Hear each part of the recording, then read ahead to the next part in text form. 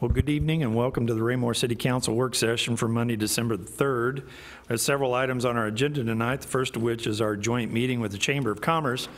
Generally what this meeting is reserved for is just kind of an exchange of ideas. I know that the $10,000 contribution that the city makes to the Chamber of Commerce covers a lot of the expenses for initially for the new resident packets that are put out, which my daughter received a couple of months ago as a new resident and took full advantage of many of the coupons that were in there from the Chamber of Commerce. So it was, she was delighted to receive that packet of information, very informative. And I know we send out a lot of those. And tonight we have the outgoing president of the Chamber of Commerce, Commissioner Jim Odom, with us. The incoming, Carrie Simpson, is with us tonight. And I'll let the others introduce themselves. So Jim, you want to go ahead and start with a full introduction? Yeah. As I said, it's the way that we set up the Raymore Chamber is that when we're elected, we actually start about 2 weeks from now as far as actually getting ready to go as president. And even though the president was named, I think night before or last Thursday night, was sworn in the new president, and Carrie is our new president. So I'm going to let to go around. If you're a board member here, I think we got 5 of us here, and including yourself, you know, Mayor, so thank you for serving on our board. Kerry Monses with Ray-Pec School District, and I'm one of the standing positions on the board from the school district. Go ahead, Carrie. Carrie Simpson, I'm the incoming president. Last year served as a secretary. Thank you. I am Tabitha Forrester, member at large, I think is my technical title, and I'm with Dave's Bike Shop. Okay. And I think just to let you know, Matt Tapp and I serve, oh, Matt's sitting here. Matt Tapp and I both, I didn't see if they're sitting there, serve on the board too as at-large members of the Chamber of Commerce. So go ahead, Mr. Odom. Okay. I'd just like to go over a couple of statistics that to kind of give you an update on our appreciation for how you work with the Chamber of Commerce, and it's very important. I know the mayor and I pretty much attended all the ribbon cuttings that was available that we went to, and we had quite a few of those this year, so it kept us all pretty busy. And Matt would come, I think, to most of them. I think sometime he was busy out going to get other business for Raymore at times, and couldn't be at all of them. And then the board would just, you know, filter in when they can and can't be there. It's a commitment to, you know, for the president to be at most of the openings that can be there. So, and Tom, I know you served as president too, so you know what the situation is. But in 2018, we exceeded 200 members for the first time as the Raymore Chamber of Commerce. So we're very proud of that. And our director couldn't be here tonight, but she is very instrumental in making sure that she is sending out emails and calling people on a regular basis. You know, last year, I remember, the year before, we actually had a committee that did some drives for membership, and it was kind of not really a great success at that time. And so we tried to mix it up and do some different things this year, and it really worked out. So we did exceed 200 members for the first time. Our retention rate for 2017 was 90%. So you always have people that, you know, come and go, and but to keep it at 90%, that was a very successful too. And some of those people, I think, did vote, you know, did come in a little bit later. But they did go ahead and re-up, and we're excited about that. 2018 versus 2017 growth in new members was 20%. In 2018 versus 2017, the net gain in membership dues was 7%. Networking events, we had 12 monthly morning coffees hosted by the Chamber member business. And those are just at different businesses that we go to it's once a month, and it's on the second Friday. So I'd encourage any of the Chamber members, and some of you I've seen come to some of those events. But if you can ever make them, you know, the businesses love to see the city officials there if they can ever get there. And so I would encourage you, if you can ever make those Friday coffees to the second Friday of the month, you know, try to be there. That would help us. Cass County Coalition of Chambers meetings. I know Matt, you attended those, and you know, those are where different chambers all get together throughout the whole Cass County. So we're excited that that's still going, and it's going, and they usually meet, I think, once every other month. Is that what it is, Matt? So, social event and fundraisers, you know, we had, you know, a lot of those type of events. The annual events and fundraisers, the third annual Business Expo Job Fair, that's the event that we do with the Belton Chamber of Commerce, and we netted $2,044 during that this year with that. And what that is that's where and it's been held at Belton. And I think that the Raymore Chamber, we had talked about that we would kind of maybe like to do our own thing in Raymore and maybe even use the view here. And so I think this next year, I think the board is looking at maybe replacing, working with the Belton Chamber to do something for ourselves. And since they do something with the, you know, on a Saturday, we thought about maybe trying to do a evening business expo, and some of the board members can jump in and talk about that. But that's something our new president, I think, will be working on, you know, when we have our planning session, I think next week. So those are some of the things that we're looking forward to do more with our own businesses here in Raymore. As you know, it's growing really quick, and we'd like to have something for them to participate in. So that's something new, I think, that we're going to try this next year, and if it all works out with the new board. Anybody want to jump in on that? Do you have anything, Dr. Motzi, or any other board members? Our 23rd annual golf tournament, we had a record tournament for income for $34,037 gross. Now that was a gross. We do have one outstanding bill yet. I think the mayor knows what that is, and we're still working to get, and that was a major sponsor. So if we get that, that'll even be more, but that was a record number that we had come in. So we're hoping that with this, if we get that income for that, that's even going to be better, and we're excited about what the golf tournament has become. So we had $23,308 for net income from that, and then that net income exceeded 2017 by 8%. Our annual pumpkin auction, you know, we talked about maybe trying to do some different things this year, and so we had some different events come in. Thank goodness that the Chiefs are playing so good, because we sold a Mahomes jersey, I think, for what, $800, I think it ended up selling for. And so we got part of that money, but with stuff like that, and I think even Tom, we got to you a little bit for some footballs there, so we appreciate that. So. And yeah, and so he helped us out with that, and we were excited to. But the annual pumpkin auction was 73% increase over 2017. So there was a lot going on good for the chamber this year that we did exceed. Raymore Day at the K. By the way, Jim, if I could stop you right there. You bet. Just to remind people that the monies raised at the pumpkin auction go to scholarships. That none of that goes back to the chamber. Yeah, and that's all scholarships, and you can tell us. I think the net was between $6,000 and $7,000 on the evening, so you know, different years it's been anywhere from $3,000 to $6,000 or $7,000, and so it was really good this year. And there's a committee within the chamber then that takes scholarship applications and then selects scholarships that we award in May.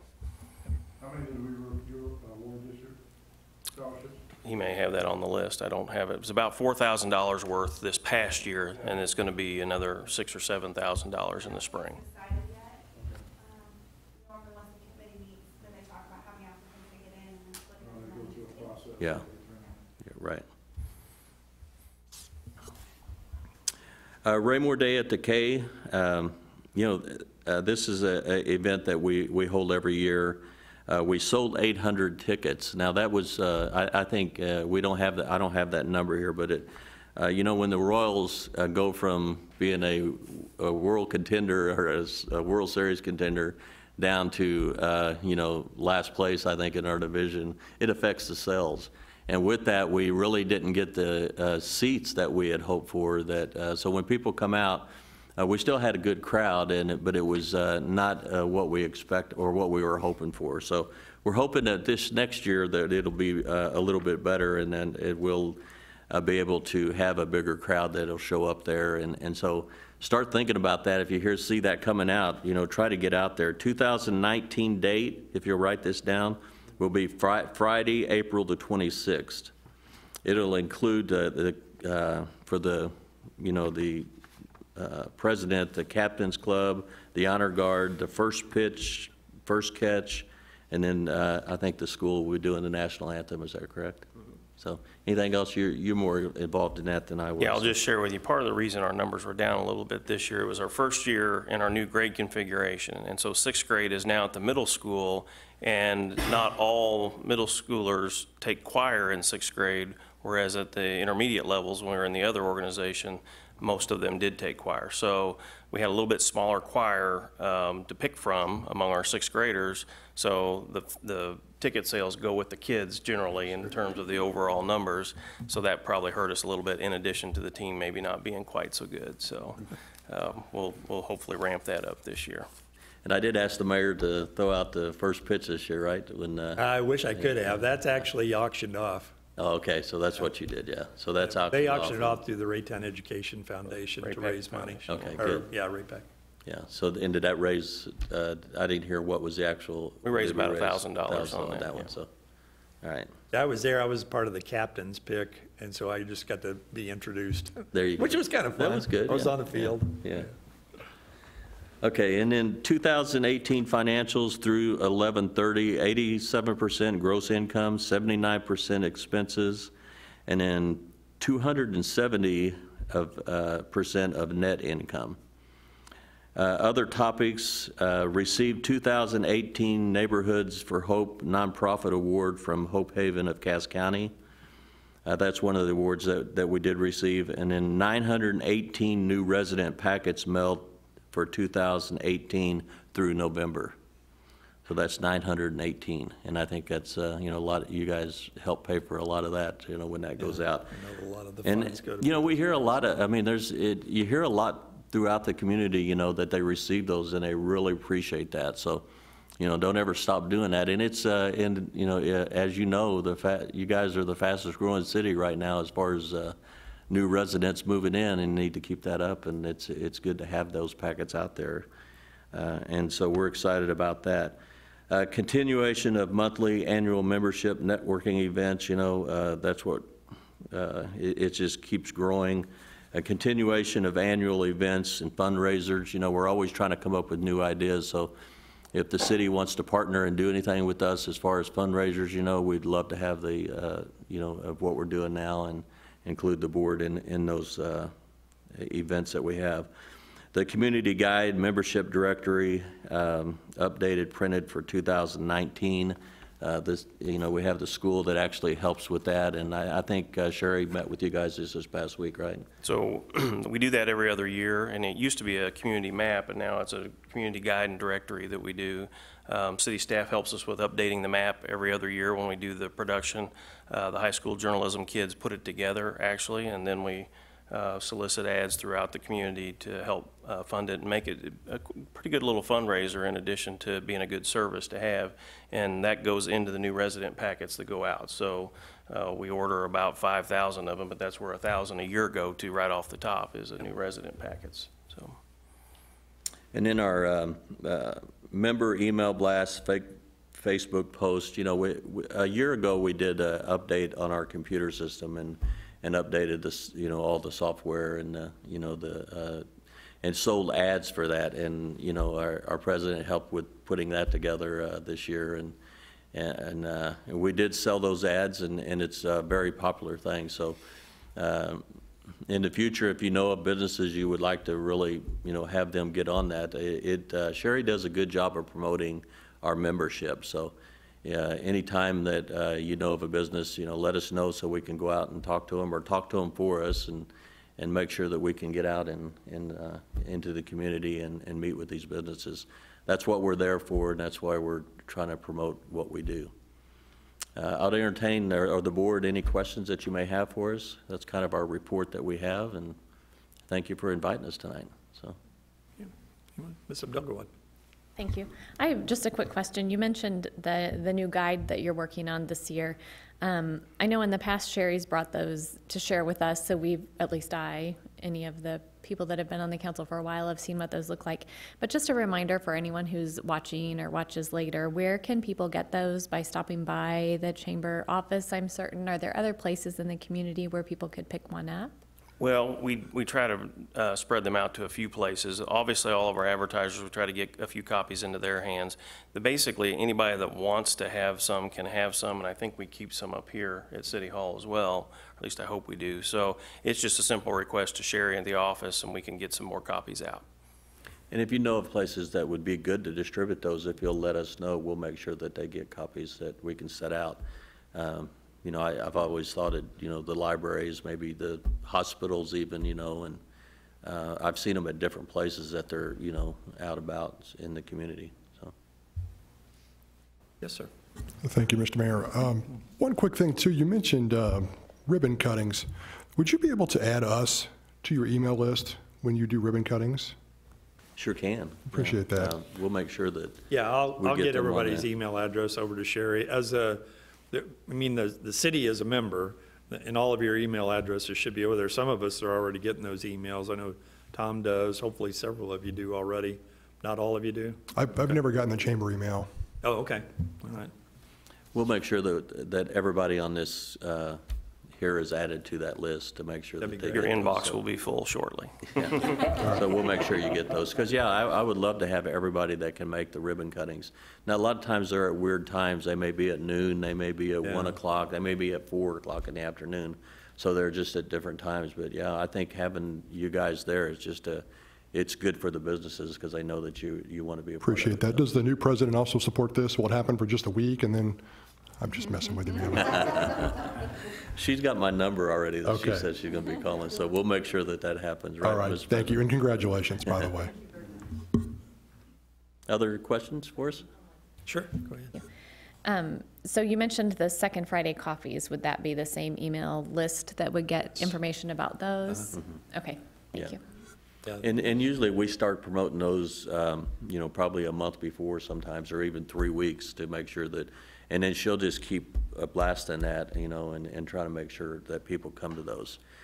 We've really increased. There used to be a time there wasn't very many people coming, but right now we do have a good crowd. That I think at Redmond's, this last one that we did, you know, it was jam-packed in there, and people were lined up, you know, going in. So it's always a good time. They always have, you know, treats and stuff for us, and we stay for probably an hour and a half talking and just fellowshipping with each other.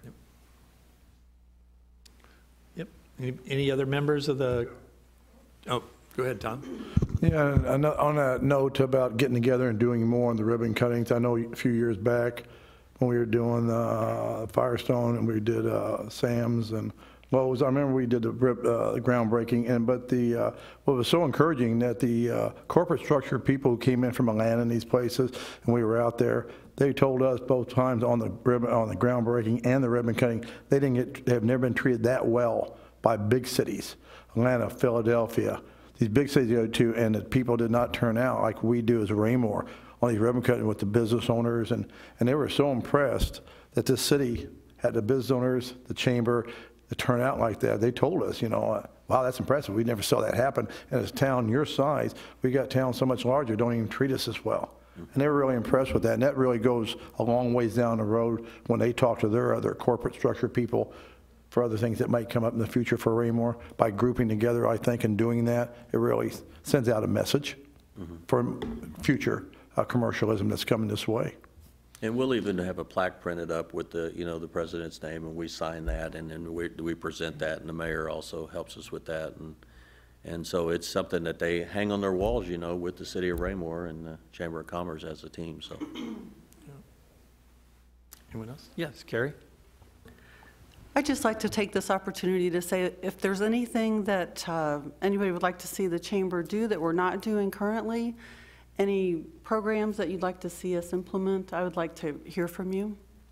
I'm very interested in improving and growing with the city. The city's growing like crazy, and we'd like to do that as well, the chamber. Tabitha?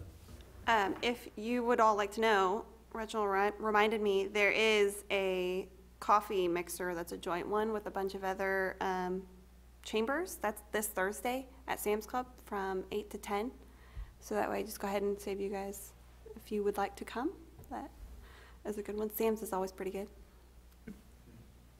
And that's going to be a joint chamber with Belton, Raymore, I think Grandview, and different chambers are all going to get together. And it's, you know, so you just go into the exit door there, and it's right there in the entryway is where they have that.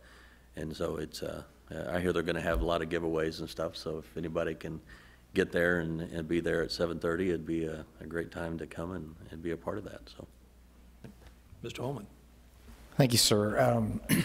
This is more, really not a question, but more just maybe information, as it'll get lost probably in the shuffle of your organization over the next couple of months. But we are closing in on the completion of our GEO bond projects from 2 years ago. And the ones that I think will have the most impact on our businesses around here will be completed within the next 6 months. That's the amphitheater, the splash park at TB Hanna Station, the playground at TB Hanna Station will be getting probably construction at some point at the all-inclusive playground up at Hawk Ridge Park. Those are things that are going to make us more of a destination spot and drawing visitors into the city.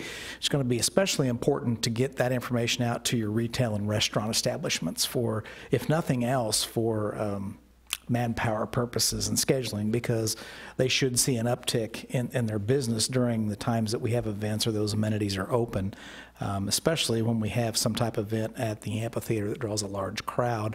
Would also provide an opportunity for the member businesses to partner with the city for advertising if they choose to do so, either at the facility or through coupons or something like that.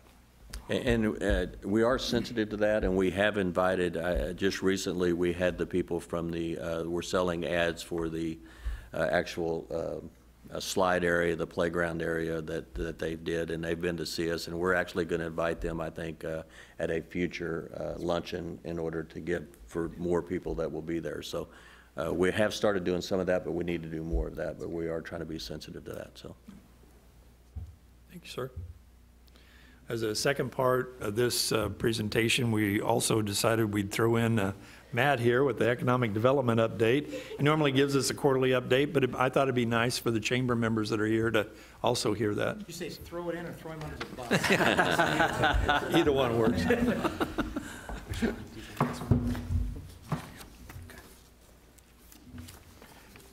Nothing to go around? This is what's in the council packet, but I had Matt run just a quarterly report for the members of the chamber. Oh, okay, great. Thank you. Well, Mr. Mayor, thank you for the opportunity to speak and update the City Council as well as the Chamber Board members that are present on our economic development activities. First and foremost, I want to thank Mr. Fearborn and the Mayor and City Council members for this opportunity to speak to you guys.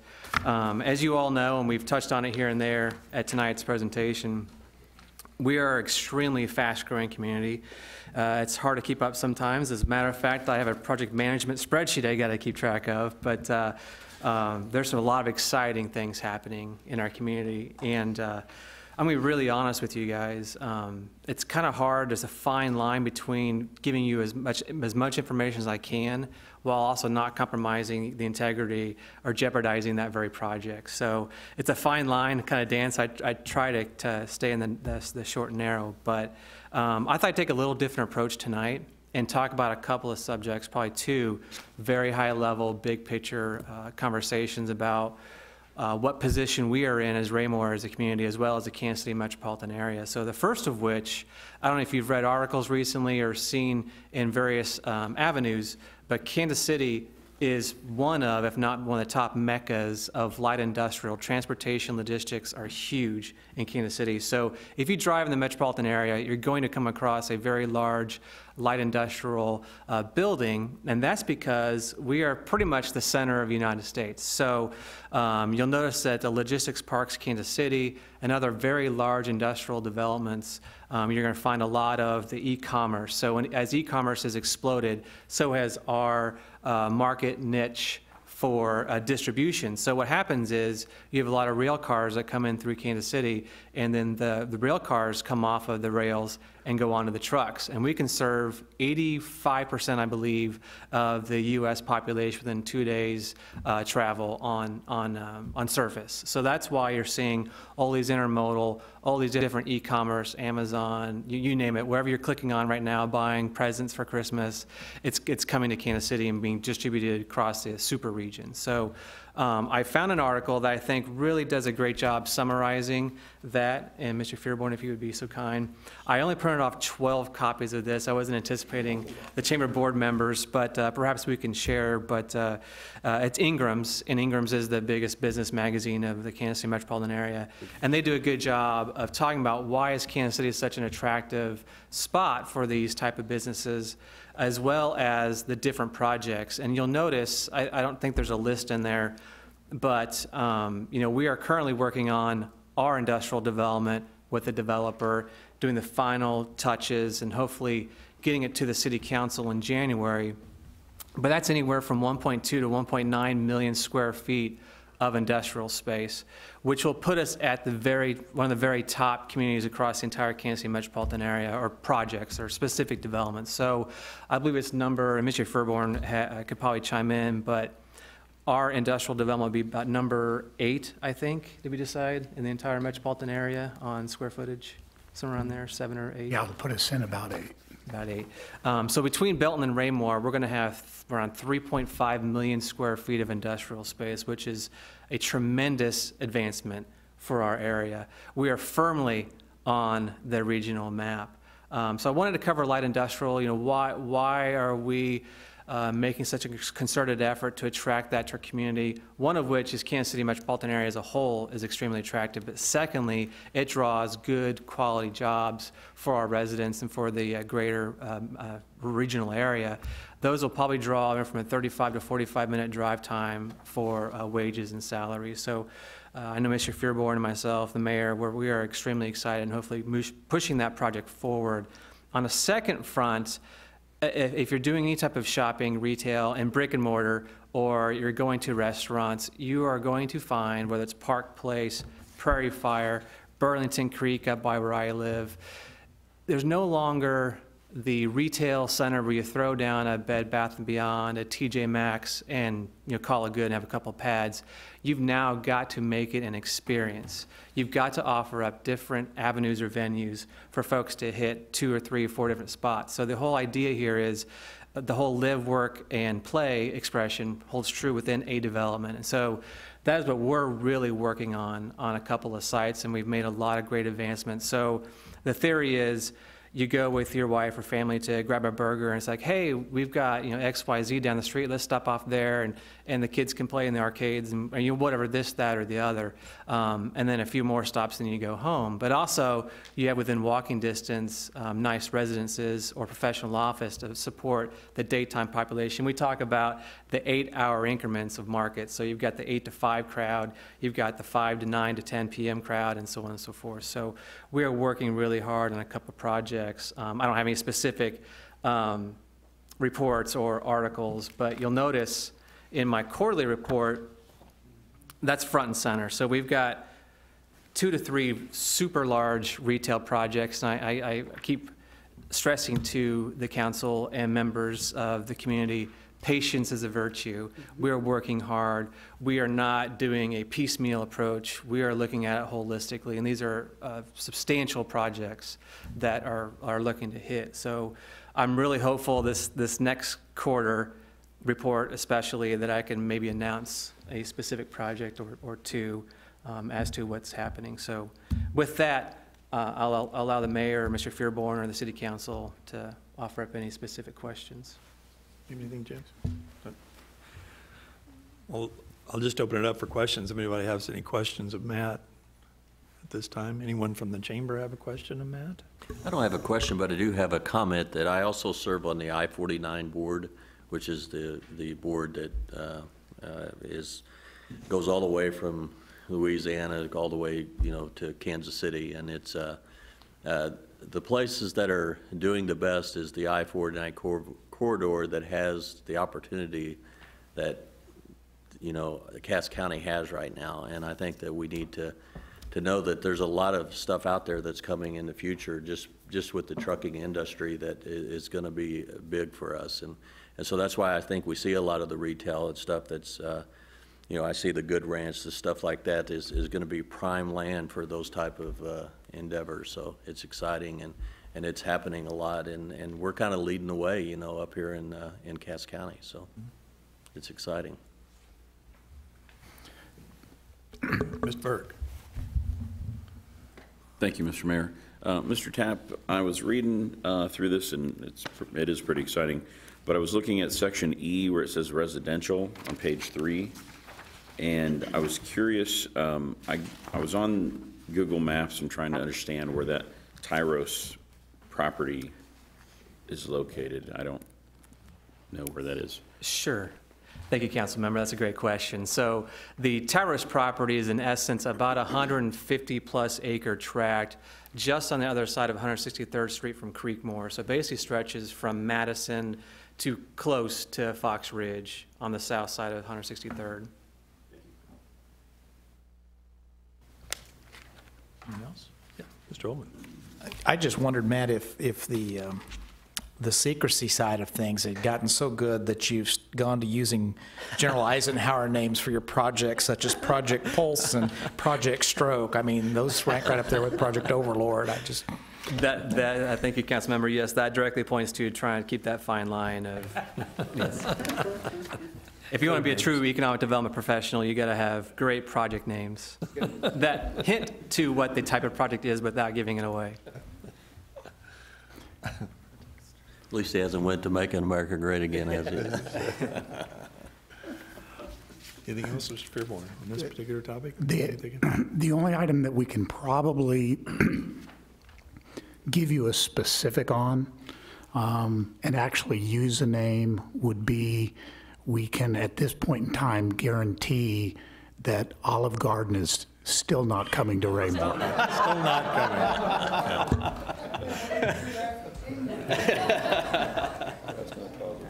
Yeah, Mr. Circo.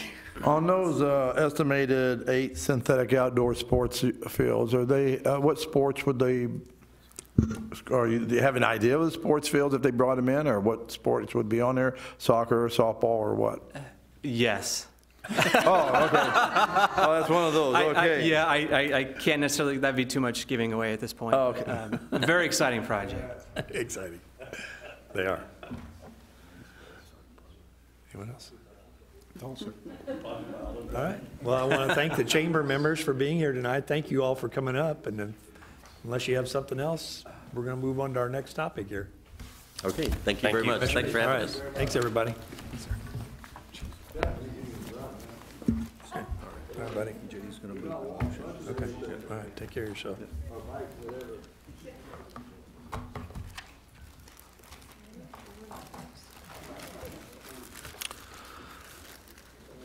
Next item on our agenda is the firing range. Mr. Fearborn. Thank you, sir. I think it was 2 ward meetings ago, Councilmember Abdel Gawad was just making inquiries to status of the firing range, status of the funding associated with the firing range. And I had indicated to her that we were actually at that time kind of working on a couple of the last upgrades that we wanted to do with that, with the funding that you all had set aside for the firing range. As you know, you'd originally set aside capital funding for purchase of property and possible equipment upgrades out there. We ended up actually leasing land in the quarry to make annual payments to Mr. J.R. Pesic. He actually owns the property that's out there in the quarry.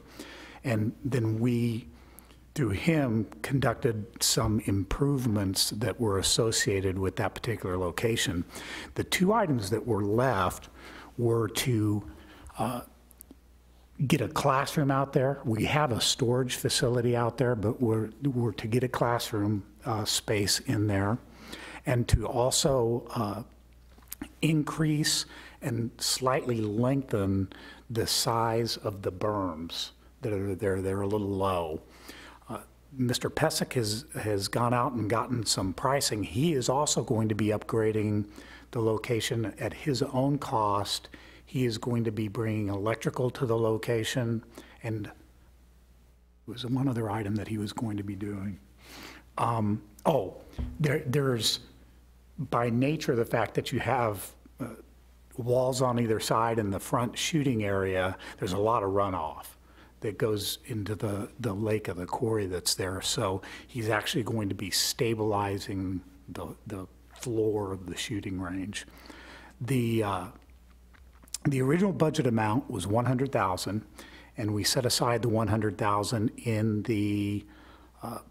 into the capital sales tax fund to be used for the purchase. And we've been making the costs to date that have gone out have been for 2 annual lease payments, and then paying for, we have portable restrooms out there, those sorts of costs. So there have been $23,407 in initial expenses that have come out of the $100,000, leaving a current balance of $76,593. The construction costs for the berms being done by Mr. Pesic, and we would actually contract directly with the company that's going to be doing it. $11,400 to purchase a classroom that we would own permanently. $18,181 in case we ever move the firing range, we could take it with us. That leaves a remaining balance of $47,012. We'd look for the thumbs up to make these 2 improvements to the firing range ourselves, and then transfer the $47,012 into the restricted revenue fund to be used for the future annual payments until that amount got spent down. It would allow for 8 years worth of payments to be made. But I feel from an accounting standpoint, it's better to take that $47,000 out of the restricted revenue fund to be used for an annual payment as opposed to taking it out of a capital fund. It's a more appropriate funding source. Sure. And with that, we would just be looking for the thumbs up from the council on that plan because the money's already set aside. It's sure. The budget amendment that you would be seeing is for the $47,12. Okay. I'll ask if anybody has any questions first before we go thumbs up. Mr. Townsend. Question on this is probably an obvious answer, but the mobile classroom, were you talking like a mobile trailer? As always, Mr. Pesic has a relationship with somebody. He knows a guy, and he's very, very close with an Amish family, and they do this for a living. And it actually, it looks like, I mean, it's got windows in it, it's got a nice little gabled roof on it. Yeah, kind of looks like a tiny home. But you can fit more people in it than a tiny home. They built our storage shed as well, and the berms and the backstop, this Amish family, so. Yeah. Yes, Mr. Holman. It seems like we had kind of conversations early on, and I know we were waiting on JR to bring electric to the site at some point. Were you intending at some point to put lighting out there for when you do a low light shoot and that kind of thing? And I just didn't know how that plugged into that, if we were just going to address that in the future. He's actually going to be, for a variety of reasons, he's going to be putting some lighting out there, but I don't know if it would be useful in that particular type of situation. Okay. Yes, sir, it's our desire to do low light shooting out there eventually. I figured so. Okay, thank you. Yes, Ms. Mtogon. Thank you. Thanks for the update. I had asked about this because it was kind of a lingering project from years and years ago. I know we had a hard time figuring out where to put it initially, and that took quite a bit more time than we had planned on. So I do really appreciate the update. And I don't really have a question. I just wanted to thank you guys for the update and say, let's go. Thumbs up. Everybody's okay with the proposal? Okay. Right, thank you very much, sir. All right. So next item on our agenda is the Missouri Department of Natural Resources communication.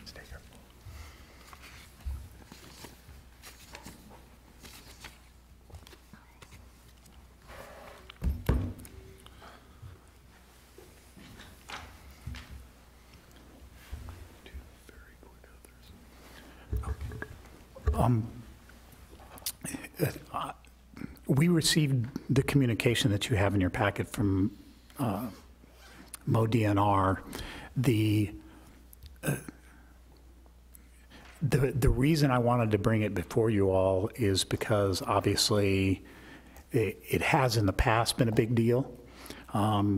We came into full compliance with MoDNR. We came into full, and not very long ago, came into full compliance with the EPA. So I was shocked that this letter came in. And with that, I'm going to call on Mr. Krast. Well, to springboard off, thank you, Mr. Fearborn. We were as well. We have worked diligently throughout the process with the administrative consent decree and made sure that we checked all the boxes. I think you can see that from the attachments to our response. So we're not really sure what has happened here. One perspective is that the Mr. Abbott that had been previously administering the program is no longer with the department, and someone new has taken over. But it also appears that they are moving the goalpost in the middle of the game. I mean, we are currently in the 5-year permit. Our plan is in compliance with the 5-year permit. We have reached out to them. I've reached out to them by phone twice and have not gotten a return phone call. They received this letter Friday morning. We have not received a response yet. Working with Mr. Zur and our attorney, Mr. Griever, we developed this letter basically asking questions because we really don't, at this point, have a plan to move forward without a number of questions being answered. The audit contains some conflicts with other information that we have received and other direction we have received with regards to preparation of the permit. There, as we point out, there are some things that are being requested of us that appear to be in conflict with state statute that we need some clarification on. And so at this point, just kind of wanted to update council on the process, assure you we have been working diligently to be in compliance with our permit and our stormwater plan, and are waiting for a response from the Missouri Department of Natural Resources in order to form a plan as to how we need to modify our plan to looking forward to the next permit cycle. The key being, obviously, it's serious enough. I wanted to alert you all. But we also, like last time, we want to make sure that we are clear on what the DNR is asking for. You may remember it was really a moving target last time. So we would like to get something very specific back from them on here is what we are asking for, and we will certainly respond to anything that they are in the future here, as long as we have a clear picture of if we do this, then we will be in compliance from them. The time frame, we will do it correctly, and we will do it as quickly as we possibly can. But we'd like to be doing it holding hands with MoDNR rather than at arm's length from each other like we did before. I just think it'll work better that way. And obviously, we're using the exact same attorney to advise us and to kind of mediate with them that we used before. So there's a lot of history here. He is, I think it is safe to say, he is as confused as we are as to how we can be in the middle of this, of a compliance plan, and all of a sudden this comes through. I would imagine Mr. Krast's statement about changing personalities is probably a majority of this. We will keep you updated as we go along at each step of the way. That concludes staff reports. Okay, thank you. Any questions of staff? Mr. Burke. Thank you, Mr. Mayor. Just more of a comment than a question. Because as I went through this, I was highlighting and circling and writing and keeping tabs of how many this, but the last letter, the last page might have been better served put at the front. The good news to be at the front instead of the back. But anyway, I'm glad that it was there at the back because I was getting worried. Thank you. Okay. Anyone else? Mr. Ullman. Mr. Fairborn, I have a question. Is there, who does one appeal to when in conflict with a state agency? Is there someone, or is litigation the only answer? Because we've run through this process before with them, and they admitted screw-ups previously with personnel to us over this same scenario. They've gone, as Mr. Krass said, not just moved the goalpost back during this game, they moved them back and forward previously on us. While we have a federal agency with overlapping jurisdiction telling us we're within their consent decree and everything is fine. My question then becomes, is there a process within the state to appeal this type of decision on their part, I guess?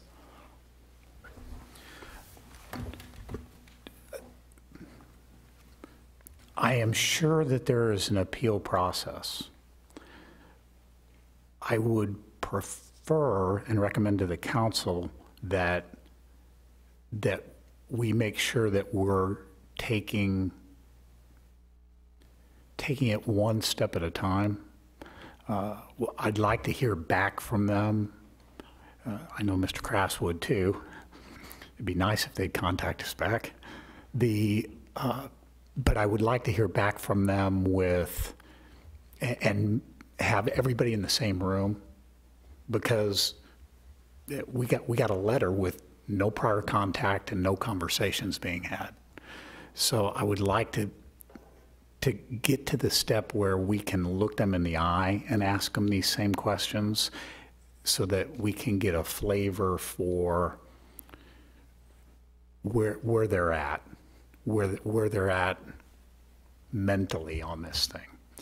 Then if they appear that they're going to be completely inflexible and don't want to work with us and don't want to try to help us through the process, then we have a problem. Because they've got to help us through the process, or we'll end up exactly where we were last time. Mr. Duggan. Another thought that I had, and I know you talk to people from other cities often, but I don't know how often and about what things, but last time I remember we kind of felt like we were being held to a different standard than surrounding cities or other cities in the state even. Do we know if other cities have gotten similar letters? We know that others, from Lori Crandall, who sits on or attends the Mark Water Education Committee, knows from some other cities that they have had audits. Some of them have been 6 months ago and have not received any feedback or any closure. We were very surprised that ours came 2 weeks after the audit. So we do know that a number of other audits have been performed. We also know from what we can review that on the websites of other cities that our plan seems to be more detailed than what other cities have, and so that's another question we really don't understand, especially since not only did the EPA as part of the consent decree work very closely with us as we develop chapter by chapter, we have prior correspondence from the DNR that says this plan that was prepared for this permit cycle was adequate. So that is another puzzling thing, is how an agency can switch its opinion midway through the permit cycle.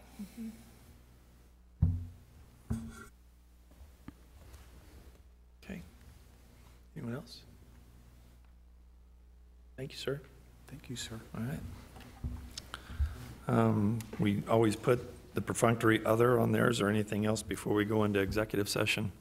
I have a couple things. You do? Go ahead, Mr. Fairborn. Just very quickly, wanted to alert the council. You may remember that we were going to be coming to you with a proposed budget amendment to put Christmas lights on the rack. the company can't do it before Christmas, so we don't want to look like Arkansas and have them up in February. So what we would propose is that I bring it within the budget cycle for next year rather than inserting it into this year's. Absolutely. That's the first item. Second one, a little bit more, beginning December 26th, we will be starting the lobby modifications. The front entrance from that point until probably mid-February will be shut down.